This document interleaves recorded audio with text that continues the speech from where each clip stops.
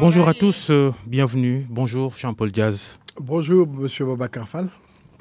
Vous êtes notre invité donc ce dimanche, ce numéro du grand jury de ce 4 novembre. Et vous rentrez d'ailleurs de la levée du corps du doyen de votre parti, le BCG, M.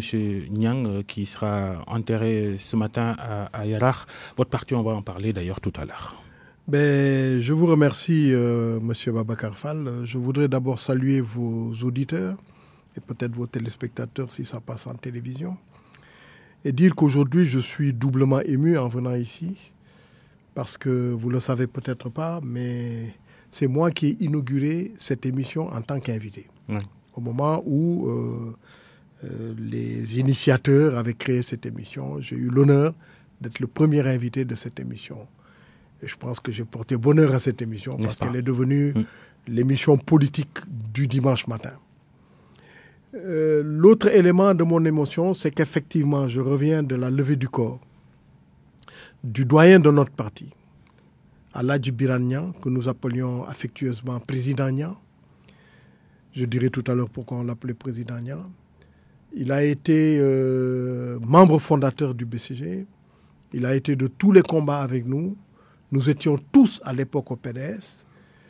Et personne ne l'a exclu du PDS. C'est lorsque moi-même j'ai été exclu. En 1993. Voilà, que lui m'a suivi. Donc ça fait 25 ans que nous sommes ensemble, mais nous étions des compagnons du PDS dans les années précédentes. Et vraiment, c'est avec beaucoup de peine que j'ai appris hier soir son décès. Et au moment où je vous parle, on est en train de procéder à son inhumation. J'ai quitté la cérémonie pour venir répondre à cette invitation, puisque j'avais pris cet engagement. Mais dès que je quitte ici, je retourne à la maison mortuaire. Je voudrais profiter de l'occasion pour saluer sa mémoire, pour dire que c'était un homme de grande simplicité, présenter les condoléances à toute sa famille, à tout le Djolof, puisqu'il était issu du Djolof.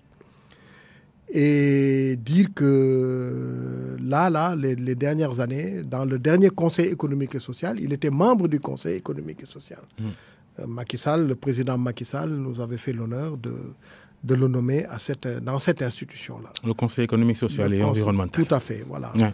Jean-Paul Diaz, vous n'êtes plus à présenter le brillant étudiant sorti major de sa promotion à l'École nationale d'administration en 1974, donc administrateur civil de profession, mais homme politique de métier, entre guillemets, on peut le dire comme ça. Mais non, on ne peut pas le dire comme ça. Je ne suis pas un politique de métier. Aujourd'hui, je suis, disons, puisqu'il faut quand même continuer à vivre. À l'âge que j'ai, je n'attends pas d'être entretenu par mes enfants. Je suis obligé de continuer à vivre. Aujourd'hui, je travaille dans les services, dans le commerce, n'est-ce pas? Et je pense que lorsqu'on a été haut fonctionnaire au Sénégal, en tout cas de mon temps, la formation que nous avions acquise fait qu'on peut, à partir de là, aller dans n'importe quel autre secteur de la vie. Donc, je profite de l'occasion, d'ailleurs, pour saluer tous les diplômés de l'École nationale d'administration, qu'il s'agisse de l'ENAS, puisque moi, c'est ce que j'avais fait. C'est l'ENAS à votre époque? À mon époque, c'était l'ENAS, École nationale d'administration du Sénégal. Ensuite, c'est devenu ENAM, d'administration et de magistrature. Je pense qu'il fallait maintenir ça en ENAM. Mais comme les magistrats s'imaginent qu'ils sont peut-être à un niveau supérieur aux autres, donc ils ont créé leur propre école, ou en tout cas ils ont fait créer leur propre école. Et c'est redevenu ENA. C'est devenu ENA. Donc la vie politique, c'est une mission, c'est une expérience, c'est une mission. C'est un peu un don de soi, parce qu'on croit que c'est facile, ce n'est pas facile. On prend des risques sur soi-même. C'était votre choix. Lorsque vous avez quitté l'administration publique en 1981, après avoir occupé de hautes fonctions, vous avez lancé vos propres affaires dans le privé, ce qui vous a sans doute permis de mener plus facilement vos activités politiques aux côtés d'Abdoulaye Wade dans le PDS. Est-ce que c'était ça, la raison de votre démission de la fonction publique, pour être libre? Non, c'était pas ça. C'est-à-dire que vous savez, je suis sensible à l'injustice. Je ne supporte pas l'injustice. J'avais été l'objet d'une injustice de la part de M. Jean Collin, à l'époque, qui était secrétaire général de la présidence de la République en tant que ministre d'État. Et comme je vous dis, la formation que nous avions reçue était telle que nous pouvions faire autre chose. Surtout que moi, j'étais issu de la branche inspection du travail et de la sécurité sociale. Mais je suis allé dans les affaires. J'ai été travailler dans une entreprise privée que j'ai finalement rachetée. Et avec le temps, comme son principal client, c'était l'État, l'affaire a périclité à cause de l'État qui ne payait pas les marchés, etc. Peut-être qu'on va en reparler dans l'histoire du budget. Ça n'a pas beaucoup changé, ça. Oui, mais ça c'est pas normal. Ça, c'est pas normal. On parlera aussi de l'environnement des affaires avec le dernier classement de Doing Business. Mais Doing Business, ça ne signifie rien du tout. Je crois qu'il faut qu'on arrête. Il faut pas dire, il faut Making Business. Il faut un classement Making Business. Au moment où on est en train de faire les affaires... Ce qui existe en ce moment, c'est le Doing Business, avec le Sénégal classé 148e mondial, 21e africain. C'est très bien. On perd une place. C'est très bien. Les autorités par l'APIX, qui est l'agence de l'État qui s'occupe des investissements, de la promotion des investissements, dit c'est parce que le Doing Business n'a pas tenu compte des dernières améliorations, c'est pour ça qu'on a perdu une place. Est-ce que vous, en tant que privé, parce que c'est ça aussi votre vie, Jean-Paul Diaz, à côté du politique que vous êtes, est-ce que vous sentez une amélioration de l'environnement des affaires? Il n'y a aucune amélioration. D'ailleurs, si vous voulez... par exemple, dans le budget, j'ai lu quelque part le ministre des Finances qui, dans une déclaration, nous dit que le mouvement des affaires en interne va tellement augmenter que ça va augmenter de 15% et qu'on va atteindre 2700 milliards. Moi, j'aimerais bien savoir sur quel chiffre il se base. La dette publique va engloutir en 2019 863,17 milliards de francs CFA. Tout à fait, ça c'est la dette publique. Mais ça, c'est pas tout à fait la même chose. Si vous voulez, dans l'environnement des affaires, moi, ce que je souhaite, c'est que cette affaire de Doing Business, c'est très bien, c'est très beau, mais ce n'est pas ça qui compte. Ce qui compte, comme je viens de vous le dire, c'est le Making Business. Quand vous êtes en train de faire des affaires, vous aussi, M. Babacar Fall, aujourd'hui, avec l'expérience, vous aussi, que vous avez, imaginons que vous décidiez de créer une chaîne de radio ou un journal, ou etc. Bon, il y a un minimum que vous devez avoir. Ça tombe bien, c'est dans l'air du temps, d'ailleurs. Ah, mais faites-le. Moi, je vous encourage. Moi, je suis un libéral. J'encourage les gens qui aillent dans les entreprises, dans les affaires. Faites-le. Vous verrez que les banques ne vous accompagnent pas. Les banques qui sont là sont des banques qui sont des caisses. L'État a mis en place des fonds et des banques pour ça. Mais non. Tout ça, c'est de la théorie. La BNDE, par exemple. Mais la BNDE ne fonctionne pas autrement que les banques, que ne fonctionnent les banques. Comme les banques commerciales. Comme les banques commerciales. C'est pas la même chose. Il y a des vrais problèmes. Les taxes augmentent. Le cordon douanier augmente ses taxes. N'est-ce pas? Pas les droits de douane en tant que tels. Mais vous savez que quand on vous dit vous payez la douane, vous payez des droits de douane, vous payez des tas de petites choses, n'est-ce pas? Et vous payez aussi d'autres éléments qui sont des éléments purement fiscaux. Mais ça augmente sans qu'on le sache. Je vous parle en connaissance de cause. J'ai récemment importé il y a 15 jours des choses, n'est-ce pas? Sur une des taxes, la taxe intérieure, elle est passée de 40% à 50%. Mais comment vous voulez fonctionner comme ça? Oui. Les hommes d'affaires parlent de surtaxe, d'ailleurs. Mais c'est de la surtaxe. Donc, qu'on ne nous parle pas de doing business. C'est très bien. Quand vous voulez créer une entreprise, on vous facilite tout. Moi, j'ai même lu qu'avec 500 000 francs, avec 100 000 francs de capital, on pouvait créer une affaire. Enfin, c'est incroyable. Quel capital vous allez avoir avec 100 000 francs en espérant qu'une banque va vous suivre? Les banques fonctionnent comme des caisses. Elles ne nous suivent pas. C'est ça la vérité. Et je crois que dans la projection du plan Sénégal émergent, la deuxième phase, où il est question que le privé s'implique davantage. Moi, je dis que si vous voulez que le privé s'implique davantage, essayons de savoir comment a fait le Royaume du Maroc avec ses entreprises. Comment a fait la Malaisie? Comment a fait... vous voulez quoi? Du dumping Non, pas du dumping, mais comment ils ont fait pour les accompagner? Vous savez qu'à un moment donné, le Maroc avait souhaité intégrer la CEDEAO. Moi, j'avais pris position contre. Au Royaume du Maroc, les gens le savent. Certains me connaissent à cause de ça. Mais des Marocains m'ont dit honnêtement, Monsieur Diaz, nous savons que vous défendez... Paradoxal pour un ancien ministre de l'intégration africaine. Non, pas paradoxal. Parce que dans l'intégration, on doit être tous à peu près au même niveau. N'est-ce pas? Pendant qu'on y est, allons intégrer l'Union européenne. Là, par contre, je serais d'accord. Là, je serais d'accord. Et le Maroc a essayé d'aller dans l'Union européenne. On lui a répondu carrément, vous n'êtes pas un pays d'Europe. Moi, je dis, le Maroc n'est pas un pays d'Afrique occidentale, d'Afrique de l'Ouest. Mais bref, mais On nous a dit, oui, mais c'est pas grave, parce que entre autres Est-ce que le réalisme économique ne devrait pas primer sur le principe des appartenances géographiques? Je suis d'accord, mais c'est parce que je suis réaliste que je vais vous répondre. J'ai dit, nous ne pouvons pas, vous ne pouvez pas. On nous a dit, oui, mais c'est pas grave, ouais, les Marocains vont venir, vous allez compétir avec eux. Comment voulez-vous qu'on aille à la compétition avec des entreprises qui ont le soutien de l'État? Ils sont déjà là, les Marocains, dans nos économies bien implantées. Mais justement, ils ont été très forts sur leur marché intérieur. Ils ont été très forts sur leur marché intérieur et ils ont essaimé, ils sont venus en Afrique noire. Ils ont d'abord essayé sur l'Europe. Ça n'a pas tout à fait bien marché, ils sont venus en Afrique noire. Mais ce que je veux dire par là, ne nous demandez pas de les accepter, qu'ils puissent rentrer dans la communauté, qu'on puisse aller en compétition avec eux, alors que dès le départ est faussé puisqu'ils sont plus forts. C'est pas possible. Mais comment on fait les autorités marocaines pour aider ces gens-là? Moi, j'aimerais qu'on aille se renseigner et qu'on fasse la même chose. Et puis, il y a aussi le problème de la monnaie, mais ça, c'est un autre débat. Comprenez? Donc, ce que je veux dire par là, c'est que le doing business, c'est très bien, c'est bien beau, c'est flatteur, mais c'est le making business qui compte. Voilà. Il n'y a pas de paramètres là-dedans, mais c'est le making business.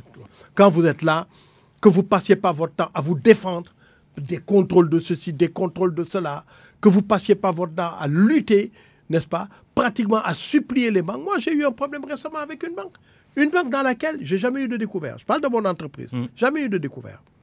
On n'a jamais eu d'incident de paiement. On n'a jamais fait de chèque sans provision ou n'importe quoi. On a même, au début, quand on a commencé à traiter avec cette banque, on a même sur 6 mois payé des traites qui ont couvert un paiement de 10 millions. Aujourd'hui, on demande simplement 3 millions pour payer des droits de douane. Mais c'est comme si on demandait la Banque centrale.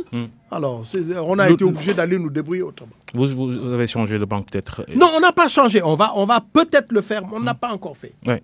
Ça, c'est l'autre facette de Jean-Paul Diaz, l'homme d'affaires. Mais non, mais c'est l'homme qui est obligé de travailler pour vivre. Oui. Qu'est-ce que vous voulez qu'il fasse? Oui. La politique ne vous fait pas vivre. C'était pour dire qu'à côté de la politique, il y a les affaires pour vous aussi. Vous avez 72 ans aujourd'hui, Jean-Paul Diaz. Est-ce que vous pensez à la retraite politique? Oui, à la retraite politique, oui, mais pas la retraite en tant que telle. J'ai toujours été contre la retraite. Je vous ai dit tout à l'heure que j'étais aussi inspecteur du travail et de la sécurité sociale. Je fais partie de ceux qui sont adeptes des directives de l'OIT où on dit que la retraite ne doit pas être un moment de couperet. Ça ne doit pas fonctionner comme un couperet. Il faut que la retraite soit acceptée, accompagnée. Et d'ailleurs, nous sommes au Sénégal dans une véritable confusion. On dit monsieur Untel est admis à faire valoir ses droits à la retraite. Supposons qu'il ne veuille pas. Pourquoi vous voulez le forcer à y aller? Vous voyez? Il faut quand même aller à la retraite. Non, mais il faut quand même aller à la retraite quand on veut. Dans le problème de la retraite, vous avez oublié de le dire, j'ai été rapidement, n'est-ce pas, directeur général aussi de l'IPRES. Oui, quelques jours, hein. Rapidement, où j'avais beaucoup de choses qui Vos prétentions salariales avaient fait l'objet du blocage à l'époque avec Abdoulaye Wade. Non, ça c'est un cliché. C'est pas ce qui s'est passé. Ce qui s'est passé, c'est autre chose. Mais j'ai tourné la page. La vérité, c'est que beaucoup de choses qui se sont faites après se sont faites sur des études que j'avais laissées là. Parce qu'en fait, au moment où on avait envisagé de me nommer, on a traîné les pieds pendant 6 mois et pendant ces 6 mois, j'ai travaillé. Vous comprenez? Donc, oui, pas travailler là-bas, mais j'ai travaillé, j'ai préparé des projets, des actions à faire, etc. Bref, j'ai toujours été contre la retraite. À l'époque, elle était de 55 ans. Aujourd'hui, il y a même des secteurs du privé qui rechignent à respecter la retraite à 60 ans. Moi, je pense que plus la retraite est retardée, mieux ça vaut. Sur l'homme, surtout l'homme africain, l'homme sénégalais, la femme peut supporter la retraite, s'occupe des petits-enfants, la maison, etc. L'homme, quand il va à la retraite, c'est le bonnet sur la tête, c'est être à la mosquée matin et soir, ou à la grande place pour jouer aux dames. Ça, ce n'est pas bon. Donc moi, je ne suis pas adepte de la retraite. Mais la retraite politique, oui, à la première occasion, je vous dis, je suis prêt à céder la place à la première occasion. À la tête du BCG, le bloc à l'intérieur du BCG, mais pour travailler, tant que je me sentirai en santé, tant que je me sentirai en capacité, je souhaite continuer à travailler. puisque je ne peux pas faire autre chose. Vous allez en rassurer plus d'un, vous ne serez pas Abdoulaye Wade, la politique jusqu'à un âge avancé. Non, certainement pas, je ne le souhaite pas. Mais lui, je le comprends, hein, je vous dis, je le comprends, je suis bien placé pour le comprendre. On y revient peut-être tout à l'heure. Dans le combat actuel. Abdoulaye Wade que vous avez quitté en 1993. Non, qui m'a renvoyé de son parti. Oui, vous avez été exclu du PDS. Voilà. Et vous fondez votre propre parti, le Bloc des centristes Gaïndé, le BCG. Vous et votre formation politique, acteurs de l'élection de Macky Sall à la présidence de la République en 2012. Vous avez été même parfois porte-parole du candidat Macky Sall, un compagnonnage qui s'est terminé quelques temps plus tard, après son élection. Vous regrettez d'avoir soutenu Macky Sall?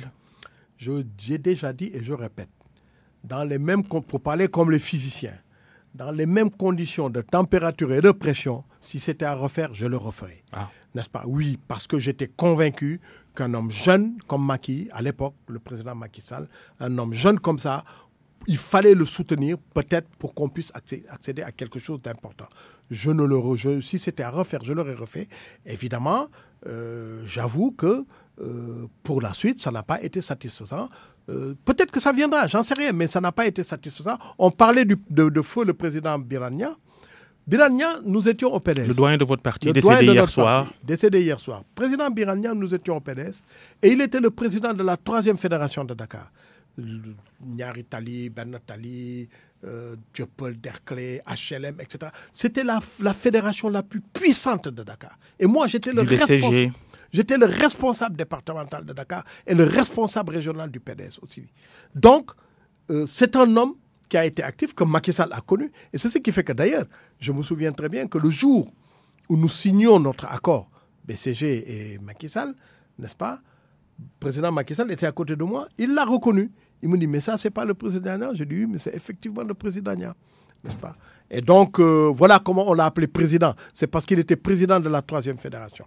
Alors, nous avons fait notre devoir, mais malheureusement, aussi bien nous que des APR, ce que j'appelle des APR Tchosan, c'est-à-dire des APR pur jus, mais au moment d'être acteurs, mais nous n'avons pas été acteurs. Et ça c'est déplorable. Question d'un internaute qui a réagi sur nos comptes sur les réseaux sociaux via l'hashtag Grand Juré RFM. Il s'appelle Cher Sadbou Kamara. Sa question, qu'est-ce qui est à l'origine de la séparation entre le président Sall et Jean-Paul Diaz? Je ne sais pas comment dire ça. Je crois que c'est des malentendus. C'est un ensemble de malentendus. Et c'est une absence de communication qui a créé cette situation-là. C'est ça la vérité. Pour dire vrai, c'est ça. Nous n'avons aucun problème personnel purement politique. Mais il y a des malentendus, il y a des problèmes personnels qui se sont intégrés dedans. Bon, comme je dis... C'est tout ce que vous reprochez à Macky Sall? C'est la source de votre déception? Non, c'est la source disons de la séparation, c'est ça. C'est des malentendus, c'est un manque de communication, c'est ça la source principale de cette situation-là. C'est ça la vérité.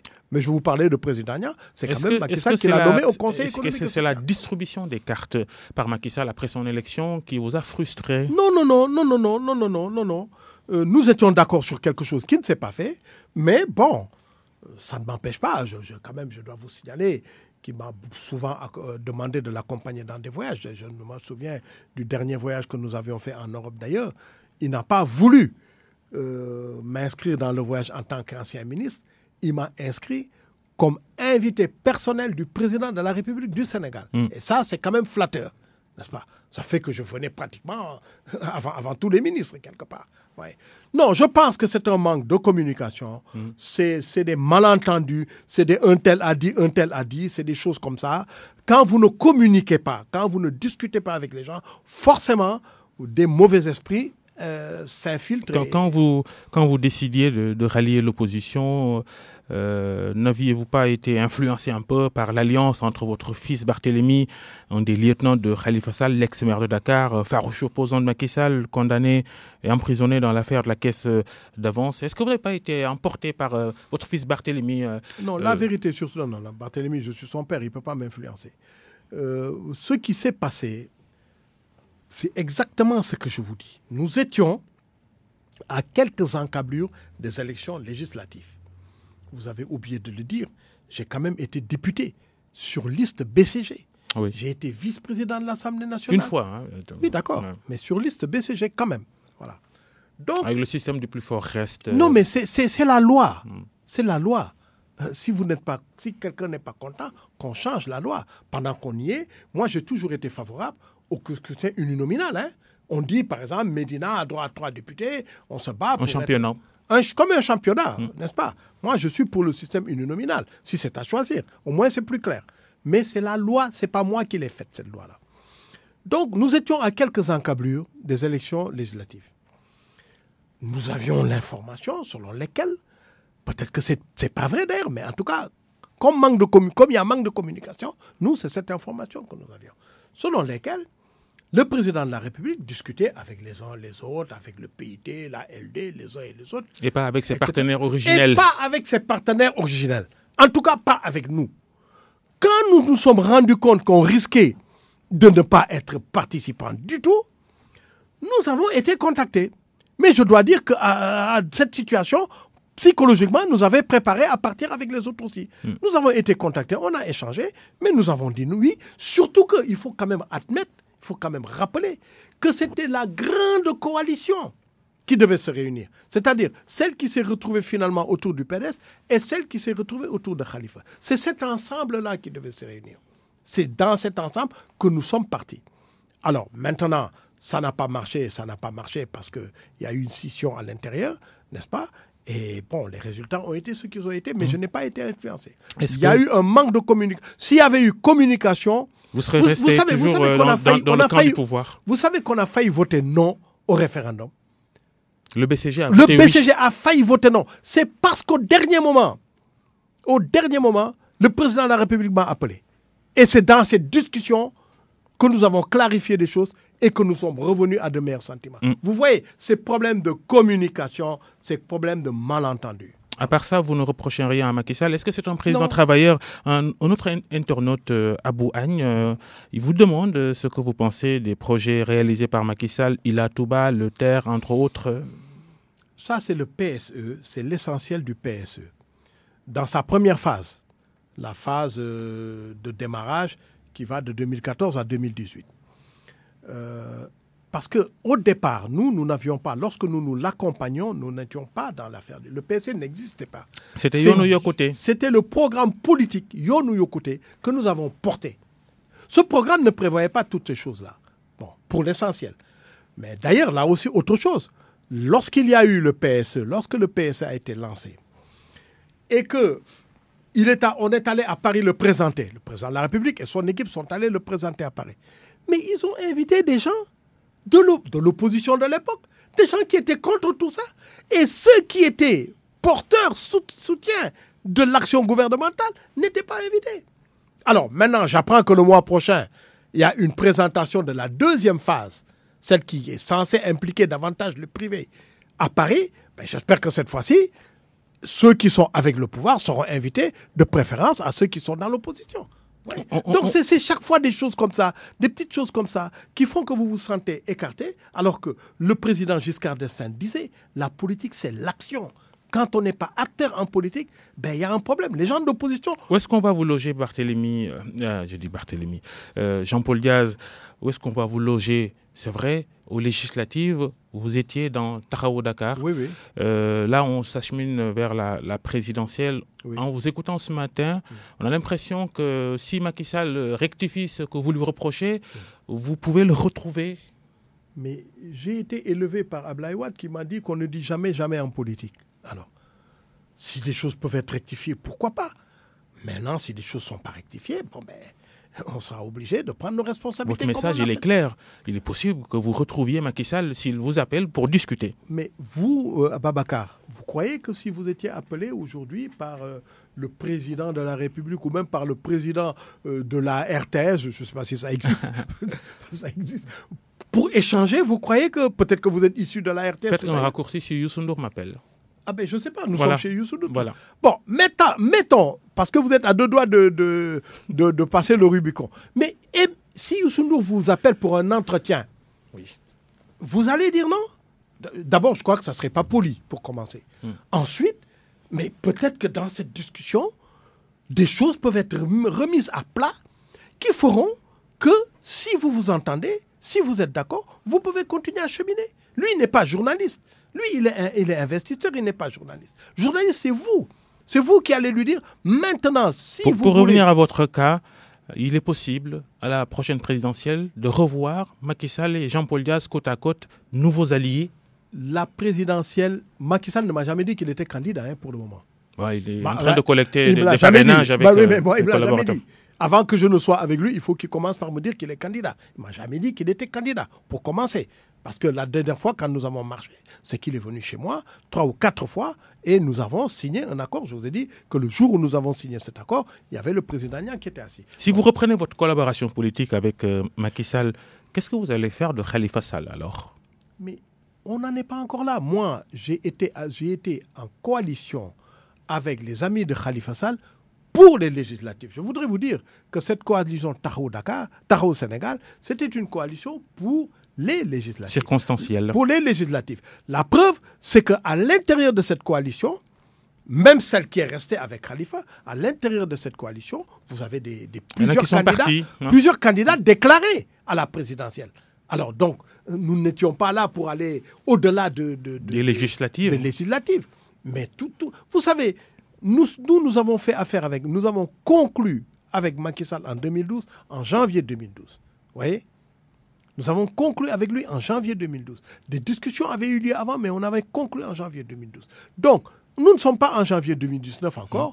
Tout peut se produire. Quelle image ça va faire Jean-Paul Diaz aux côtés de Macky Sall, son fils Barthélemy de l'autre côté, face à face? Mais on n'a jamais été dans le même parti. Il était au Parti Socialiste. Moi, j'étais déjà au BCG. On n'a jamais été dans le même parti. En tout cas, depuis qu'il est acteur en politique sur le terrain. Donc, c'est pas un scandale. À part peut-être les dernières législatives. Pardon? À part peut-être les dernières législatives. Les dernières législatives, oui. À part les dernières législatives, c'est vrai. Et... À propos de législatives, d'ailleurs, je crois que, vous savez, on échange comme ça, il y a des choses, des idées qui viennent. On n'a pas parlé du parrainage et de tout ça. On va revenir. Mais, vous savez, la loi, de ce que je crois savoir, la loi électorale a beaucoup parlé du parrainage pour la présidentielle. Et même, si je ne m'abuse, pour les élections locales. Mais si je raisonne bien, il y aura des élections législatives après la prochaine présidentielle. Quel que soit le vainqueur, si ce n'est pas le président Macky Sall, il dissoudra l'Assemblée nationale. Oui. À ce moment-là, on ira à des législatives. La loi ne prévoit rien encore, n'est-ce pas? À l'heure où je parle.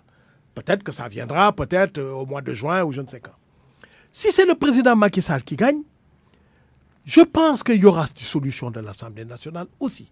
Parce que ça ne sera pas son intérêt de continuer avec une Assemblée élue en 2017 pour 5 ans, donc qui va arrêter en 2022. Alors que lui, s'il est élu en 2019, c'est pour aller jusqu'en 2024. Il y a un risque de cohabitation entre 2022 et 2024. Mais ça, c'est un autre débat. Oui. Mais donc, je pense qu'il y aura des prochaines législatives en 2019 qui seront couplées avec les locales. Et ça serait pas scandaleux. Khalifa Sall, avec qui vous étiez en coalition aux législatives 2017, il se déclare, lui, candidat à la prochaine élection présidentielle, malgré sa condamnation à 5 ans de prison dans l'affaire de la caisse d'avance, comme on l'a dit tout à l'heure. Vous y croyez à cette candidature de Khalifa Sall? Soyons justes avec lui. Le député maire Khalifa Sall n'a jamais dit qu'il était candidat à la présidentielle. Ah, il l'a dit en audience pendant son procès, en appel. N'avait jamais dit. Ce sont ses partisans.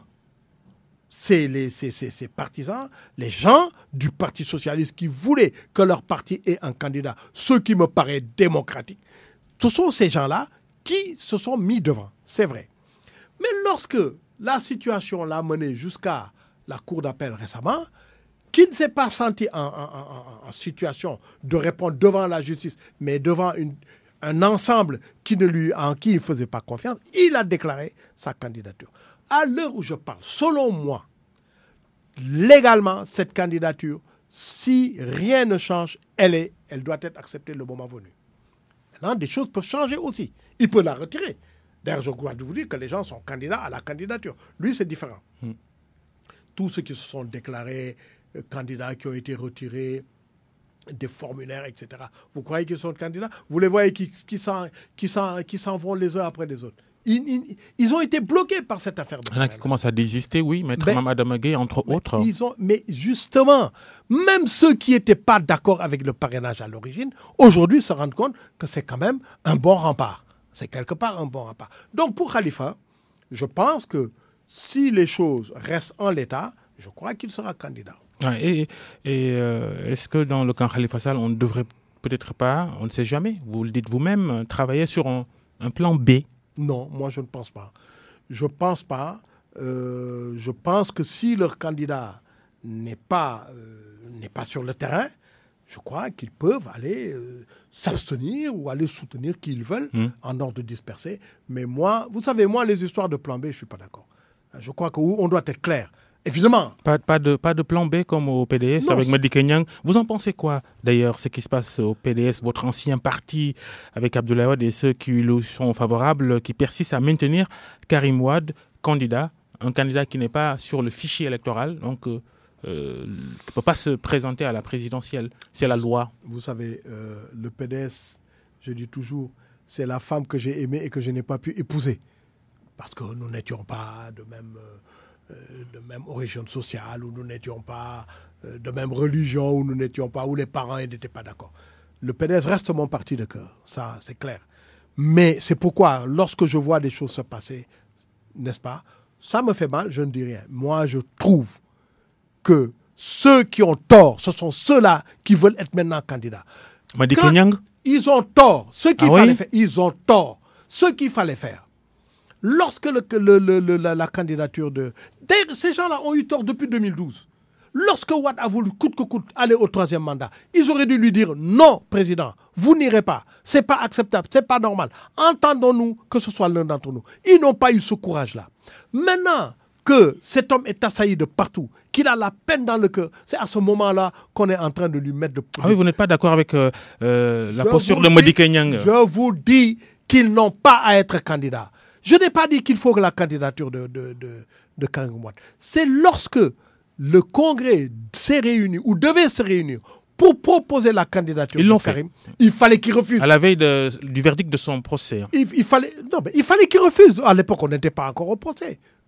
Il fallait qu'il refuse, qu'ils disent eux, ils ne sont pas d'accord au Congrès et qu'ils se retirent. Mais ils ont attendu que tout soit fait, tout soit ficelé, n'est-ce pas? Pour maintenant dire, ouais, ils sont candidats, ils pensent qu'il y aura du report, des voix PDS sur eux, etc. Eh bien, ils se trompent. Je vous garantis qu'il y en a qui auront des surprises. Je ne suis pas d'accord avec cette Mais alors, position. le PDS n'aura pas de candidat, Jean-Paul Diaz? Ça, ce n'est pas bon. Ce n'est pas bon pour la démocratie au Sénégal. Maintenant, si le PDS, en tant que parti, est d'accord que c'est Massamba ou Mademba qui est le candidat... Officiellement, le parti change de candidat. Il peut changer, ce n'est pas un plan B, ça. Ça, ce n'est pas un plan. Un plan, c'est ce qu'on a projeté. Ce n'est pas un plan B. On se trouve devant une situation, n'est-ce pas, difficile. On dit, puisque c'est ça, entendons-nous, l'un d'entre nous est candidat. Là, d'accord. Là, je suis d'accord, n'est-ce pas? Mais Wade aussi, je pense que de notre côté, je comprends sa peine. Ce qui lui arrive m'arrive. Je comprends sa peine. Je la vis. Et la Karim Wade, vous avez Barthélémy Diaz. Je la vis. Ouais. Et je vous garantis que quand on ne l'a pas vécu, on ne peut pas savoir ce que c'est. Mais enfin, c'est la vie. Moi, je le comprends très bien. Moi, à sa place aujourd'hui, j'aurais préféré qu'il discute, qu'il négocie pour que son fils soit dégagé de toutes ces contraintes-là et qu'il mène sa vie normalement. Qu'il négocie avec qui? Avec Macky Sall? Non, mais qu'il négocie avec Macky Sall, qu'il cherche des gens pour négocier. Je ne sais pas, il y a des choses... Ce que vous dites est lourd de conséquences. Ça veut dire que l'exécutif pourra manipuler le judiciaire pour trouver des compromis politiques. Babacar, je ne suis pas un naïf, je ne suis pas un enfant. Vous avez dit que j'ai 72 ans. Comprenez? Bon, c'est pas parce que je n'ai pas beaucoup de cheveux blancs. Il y en a qui sont là, d'autres sont cachés. Mais enfin, je ne suis pas un enfant. Je sais comment les choses se passent. Je dis une fois de plus, si j'avais Wade devant moi, je lui dirais, président, discuter, chercher des gens qui peuvent discuter. On peut trouver des solutions. Et je suis convaincu que même au plan judiciaire, on peut trouver des solutions. Ça permettra quoi? Ça permettra à Karim de revenir au Sénégal, à Sindiély de venir au Sénégal, de partir. Lui-même d'être dans la paix d'un homme de grand âge. Moi, je souhaite bien avoir son âge, avoir l'âge du président Niang, n'est-ce pas? De 90 passés, mais être tranquille. Ce n'est pas bon à cet âge-là d'avoir ce type de soucis, ce type de problème dans le cœur. Ce n'est pas bon. Je pense qu'il ne doit pas s'entêter à la candidature de son fils cette fois-ci. S'il est écrit dans son destin qu'il sera le président du Sénégal un jour, peut-être qu'il le sera. Mais il ne faut pas faire de la fixation, n'est-ce pas? Un schéma simple que Karim Wade laisse tomber 2019 et attendre peut-être 2024. Why not? La vie ne s'arrête pas à un seul jour. C'est plusieurs jours la vie. Why not? Why not? Et vous pensez à qui si le PDS décidait de changer de candidat? Non, je ne suis plus au PDS, avec regret d'ailleurs. Madické Niang qui a montré ses ambitions. D'autres ont montré aussi leurs ambitions. D'autres ont montré leurs ambitions. C'est à eux, dans un conclave, de s'entendre. Vous savez, il y a une erreur que l'on fait beaucoup en Afrique, nous tous tant que nous sommes.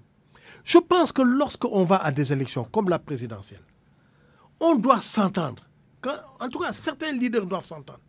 Si on gagne, toi, tu es là. L'autre, il est là-bas. L'autre, il est... Vous comprenez? C'est un minimum de choses sur lesquelles on devrait s'entendre. Parce que si on ne s'entend pas comme ça, qu'est-ce qui se passe? Bon, comme ça, du point de vue façade, le candidat, c'est un tel. Mais ceux qui sont derrière ne le soutiennent pas. Ou le poignardent. C'est ce qui s'est passé avec le Parti socialiste français du temps de Ségolène Royal. Comprenez? Ça, ce n'est pas bon. Ou alors, le vainqueur gagne et il change les cartes. Non, c'était plus là, si tu ne dois plus être là, tu seras là-bas, ou bien toi tu vas aller compter les poteaux. Ça, ce n'est pas normal. Ce n'est pas juste. Moi, je pense qu'il serait bon que les PDS aujourd'hui, avec l'accord de Wade, décide de qui ça doit être. N'est-ce pas? Qu'ils tentent. Le PDS pas aller à l'élection en 2012, les énergies, etc. Bon. Et puis la prochaine fois, dans 5 ans, à ce moment-là, d'ici là, les choses se sont éclaircies. Mais pour Wade, personnellement, je pense qu'il doit sortir de cette affaire et se débrouiller avec les autres chefs d'État africains, avec des relations. Il doit se débrouiller pour que les poursuites en direction de son fils cessent ou soient abandonnées et que la vie continue. On est à 3 mois et moins de 3 semaines de cette élection présidentielle du 24 février. Et ces accusations de fraude provenant de l'opposition, c'est fondé à votre avis? Je donne des exemples. Samuel Sarr qui parle de l'existence de 3 fichiers d'électeurs au ministère de l'Intérieur. Pape Diop affirme que le président Sall et son camp ont déjà préfabriqué des résultats qui leur font vainqueurs. Vous y croyez vraiment? Tout est possible. Vous voyez, je vous ai parlé tout à l'heure. Tout à l'heure, je vous parlais de manque de communication, de malentendus, etc. L'actuel ministre de l'Intérieur, quand il est venu, quand il a été nommé, il a suscité beaucoup d'espoir. Autant il a suscité des espoirs, autant il a déçu. Parce que, dès qu'il est arrivé, la première chose qu'il fallait faire, c'est vraiment évaluer les élections législatives. Sans concession. Dire, OK, telle chose s'est passée, c'est vrai, nous constatons, mais enfin, on va au-delà, on fait en sorte que ça ne se reproduise plus. Il ne l'a pas fait. Il s'est laissé embarquer par des fonctionnaires de son ministère. Ils ont fait des papiers pour dire « Oui, ça s'est passé, mais ce n'est pas grave. » Eh bien, c'est extrêmement grave ce qui s'est passé lors des législatives. À Dakar notamment. À Touba aussi, mais à Dakar notamment. C'est extrêmement grave. Les cartes d'électeurs qui n'ont pas pu être extrêmement grave. Produites. Donc, à partir du moment où lui... Sous Abdoulaye Daouda Diallo, alors ministre de l'Intérieur. Oui, d'accord. Mais il n'a pas compte. Je parle du nouveau. Le passé, c'est le passé. Moi, c'est le nouveau. Et ça me fait autant de peine que c'est quelqu'un que j'ai connu dans Macky 2012, où il avait un mouvement, n'est-ce pas? Et j'ai toujours eu de l'affection pour lui. Moi, je me suis permis de lui écrire une lettre, il ne m'a même pas répondu. C'est un manque de respect. C'est un manque de respect. Parce que le combat que j'ai mené à cette époque-là pour que Macky Sall soit président, lui, il ne l'a pas fait. Quand même, il faut être sérieux. Il faut respecter les gens. Il faut avoir de la déférence pour les gens et de la considération pour les gens. Et moi, j'avais de l'affection et j'avais des idées en sa faveur. Il ne l'a pas fait. Il est responsable de cette situation. Et qui fait qu'aujourd'hui, lorsque l'opposition, enfin, les gens qui ne sont pas du camp présidentiel, disent « Nous voulons accéder aux fichiers », vous voyez, Babacar Fall, est-ce qu'il est dessus? Est-ce qu'il y a Jean-Paul Diaz ou pas? Nous voulons accéder au fichier. Qu'est-ce qu'il nous sort? La loi dit c'est 15 jours avant. Eh bien, la loi peut être tordue. La loi, ce n'est pas l'évangile, ce n'est pas le verset du Coran. Moi, je considère... La loi a fait exactement 15 jours au moins avant. Ça veut dire que ça peut se faire maintenant. Mettre à disposition de l'opposition. Vous clarifiez les choses. J'avais même pas cette vision-là. Vous clarifiez les choses. Qu'est-ce que ça coûte de leur dire? Parce qu'à partir du moment où vous ne faites pas ce que je suis en train de dire là, mais vous créez la suspicion. Ah oui, les gars, ok, d'accord. Bon, voilà comment on appelle ça, le fichier. Il est sur le net. Du temps de Wade, Wade l'a fait. On ne peut pas faire moins que Wade. Il est sur le net. On peut vous le donner sur une clé. On peut faire ci, on peut faire ça. Ou venez le consulter au ministère. Qu'est-ce que ça coûte? Rien du tout. N'est-ce pas? Voilà une chose. Il y en a beaucoup qui se demandent comment on pourra frauder à des élections au Sénégal maintenant, en 2019. Écoutez, en 2017, au législatif, il y a une fraude scandaleuse à Dakar. Ah oui, qu'est-ce qui s'est passé? On l'a vécu. On l'a vécu quand même. Il y a une fraude scandaleuse à Dakar. Donc, je pense que... Donc, il fallait une fois de plus faire le point de cette affaire-là. À partir de ce moment-là, créer la confiance. Et lorsque les gens ont demandé, par exemple, d'accéder au fichier, vous venez de me faire la précision que je n'avais même pas, n'est-ce pas? Si vous pouvez le présenter au moins 15 jours avant, mais présentez-leur avant. Avant 15 jours. 1 mois, 2 mois, il n'y a pas de problème. La deuxième affaire, c'est cette histoire des cartes d'identité, qui sont en même temps cartes d'électeurs. Ça semble s'être amélioré quand même, la production des cartes. Oui, mais on a délivré des cartes à des gens qui ne peuvent pas voter. Et ça, c'est la vérité, puisque j'en ai vu. Qui ne peuvent pas voter, qui ne sont pas électeurs. On s'est trompé, oui, sur les lieux de vote, non, par exemple. qui ne sont pas... Vous savez qu'il y a... Qui ne sont pas sur le fichier, oui. Qui ne sont pas sur le fichier. Mais on vous dit on vous dit quelque chose comme ça. Asseyons-nous. Parce que ça peut être une erreur, involontaire. Asseyons-nous. Et disons, bon, c'est vrai, il y a ça. Tous les gens qui ont des cartes... L'État a pourtant commandité un audit international. Conclusion des experts qui ont fait ce travail-là pendant 1 mois. Le fichier, c'est il est bon. de l'Union européenne, là. Oui. Je doute de la valeur de ce truc-là, parce qu'il y a parmi eux des gens qui ont fait des travaux ailleurs qui étaient contestés, dans d'autres pays qui étaient contestés. Mais bref, je pense que qu'est-ce que ça coûte? Nous, entre nous, on dit, bon, effectivement, ça s'est produit. Nous voulons la clarté, n'est-ce pas? Bon, on fait un communiqué, répéter. Ceux qui sont concernés n'ont qu'à se présenter à tel endroit, ou il y aura plusieurs endroits, qu'ils donnent le numéro de leur carte ou la photocopie, et on trouve un moyen.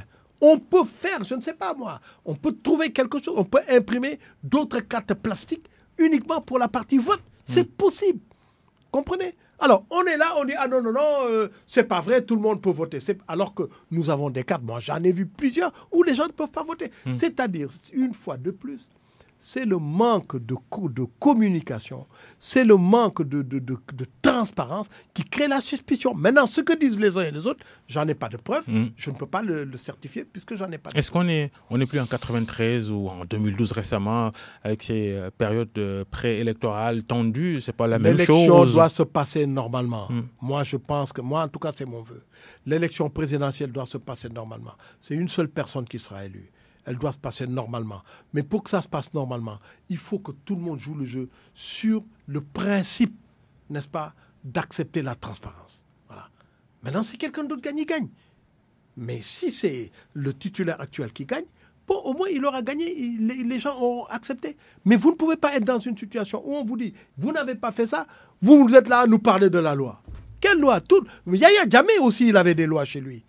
Mais voilà, ne nous parlez pas de la loi. Ce n'est pas le Coran, ce n'est pas l'Évangile. Vous abordez une question internationale. Vous êtes ancien ministre de l'intégration africaine. Ce forum paix et sécurité qui se tient à Dakar, on en est à plusieurs éditions. Maintenant, on parle de terrorisme.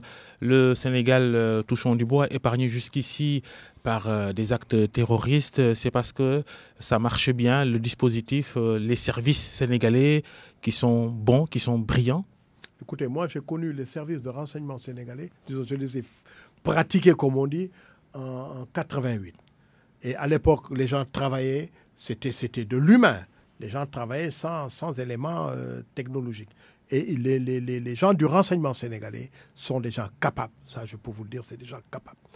Maintenant, il est possible qu'il y ait eu, je sais qu'il y a eu de l'équipement technologique qui a été acquis et qui doit être acquis d'ailleurs dans le prochain budget aussi. Je crois que peut-être, je dis peut-être, j'en sais rien, peut-être que c'est notre chance. Mais vous savez, avec le terrorisme, on ne sait jamais. On ne sait jamais. Tout est possible. Ouais. Et je souhaite que nous restions dans cette bulle de paix pendant très longtemps. C'est ce que nous souhaitons tous. Une autre question internationale aux États-Unis, le président Donald Trump qui veut abroger la loi sur le droit du sol. Vous avez des petits-enfants américains, les fils de Barthélémy Diaz. Cette loi américaine qui dit que tout bébé qui naît sur le sol américain, il devient automatiquement citoyen américain. Vous en pensez quoi de cette... D'abord, Donald Trump se trompe. Vous savez, Donald Trump, c'est un homme excessif parfois. Il se trompe. D'abord, quand il dit que c'est le seul pays qui a ça, c'est faux. C'est le cas de plusieurs pays occidentaux. C'est le cas de presque tous les pays. En tout cas, une grande partie des pays sud-américains ont cette disposition-là. C'est le cas du Canada. C'est le cas du Luxembourg. Vous avez beaucoup de... C'est pas le cas du Sénégal. Être né au Sénégal ne fait pas de vous un Sénégalais. Mais être né sur un territoire et acquérir la nationalité de ce territoire, ça existe dans certains pays. En France, ça a existé longtemps, n'est-ce pas? Donc, je crois que ça existe, ça doit exister au Portugal ou en Espagne, je ne sais plus, n'est-ce pas? Donc, la première erreur, c'est de dire qu'il n'y a que les États-Unis. Ce n'est pas vrai. La deuxième, c'est que lui, il dit qu'il va prendre un executive order, un décret. Un décret. Mais sans passer par le Congrès. Il ne peut pas. Ça, c'est une disposition. Il le fait, le Congrès va réagir, c'est clair. Mais je ne sais même pas. Moi, je pense même qu'on devrait le poursuivre parce que c'est inscrit dans la Constitution des États-Unis. C'est un amendement qui est dans la Constitution des États-Unis. Donc, comment il peut le changer? Et n'oubliez pas, le fondement de ça, c'est que les États-Unis est un pays d'immigration. C'est un pays où les gens viennent. Lui-même qui parle là. Sa mère, elle n'est pas venue de, je sais pas, d'Écosse ou de je ne sais où, n'est-ce pas? Ses épouses, c'est toutes des femmes venues d'Europe de l'Est. La vérité, c'est qu'il n'y a pas de nation américaine. Non, je pense qu'aujourd'hui, il y a une nation américaine. Quand ils parlent dans leur langage, quand dans leur parler, ils disent... C'était pour dire que c'est un pays vraiment de melting pot. Oui, mais c'est ce qui fait que c'est un pays fort. C'est un pays de gens venus de partout. Voilà pourquoi c'est un pays fort, n'est-ce pas? Alors, il ne peut pas, il le fait comme ça, c'est de l'esbrouf. Je pense qu'il se trompe doublement. D'abord, ce n'est pas le seul pays qui a cette disposition-là. Et ensuite, il n'y peut rien parce que c'est dans la Constitution. Jean-Paul Diaz, notre invité dans le grand jury d'RFM ce dimanche, merci d'être venu. On retient finalement que vous ne fermez pas la porte à Macky Sall, qu'il est possible que vous vous retrouviez. Je n'ai jamais fermé la porte à personne d'autre. Je profite aussi de l'occasion pour transmettre mes sentiments d'amitié au député maire Khalifa Sall et à ses amis, n'est-ce pas, et souhaiter que le mieux se passe pour eux, pour lui et pour eux aussi. Et Macky Sall, dès demain qu'il vous contacte, vous répondez. C'est clair. Non, mais écoutez, je viens, vous-même, je vous renvoie la balle. Vous-même, vous venez de dire que vous êtes programmé pour aller monter vos affaires, mais que si Youssou N'Dour vous appelle pour discuter, vous êtes prêt à la discussion. La vie, c'est comme ça. Je veux vous dire que dans le monde de la politique, tout le monde parle avec tout le monde. Hein. Tout le monde parle avec tout le monde. Oui. Pour l'essentiel. Il n'y a pas d'animosité, tout le monde parle avec tout le monde. L'essentiel, c'est que si des choses ont été faites et qu'on veut continuer pareil, ça ne pourra pas être pareil. Jean-Paul Diaz, merci. Merci d'avoir suivi le grand jury. Merci à toute la rédaction qui se trouve de l'autre côté de la régie avec notre technicien du jour. Merci à Boutcham. Merci à Elage Ndiogoudien que vous retrouvez à 13h tout à l'heure. Barthélémy Ngom tout de suite, le journal de midi. Bon dimanche, bonne fin de semaine. Restez sur RFM.